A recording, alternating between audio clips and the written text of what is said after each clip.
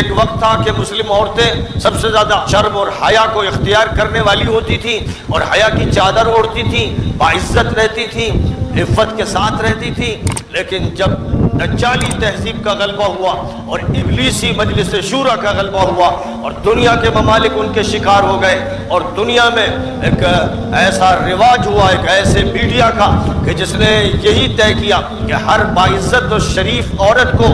برہنہ کر دینا ہے. ان کو اگر چورن بیچنا ہے، ٹوتھ پیسٹ بیچنا ہے، برش بیچنا ہے، معمولی سی کوئی چیز بیچنا ہے تو اس کے لیے پھر ضروری ہے کہ کسی عورت کو، اپنی ماں کو، اپنی بہن کو، اپنی بہو کو وہ برہنہ کر کے پیش کرے. تجارت کا یہ ذریعہ ہے، سیاست کا یہ ذریعہ ہے، اغوا کا یہ ذریعہ ہے، نوجوانوں کو بھڑکانے کا یہ ذریعہ ہے، معاشرے کو کرپٹ بنانے کا یہ ذریعہ ہے. جس سے معلوم یہ ہوا کہ معاشرے کی اصلاح کا سب سے بڑا کام اگر کر سکتی ہیں تو مومن خواتین کر سکتی ہیں.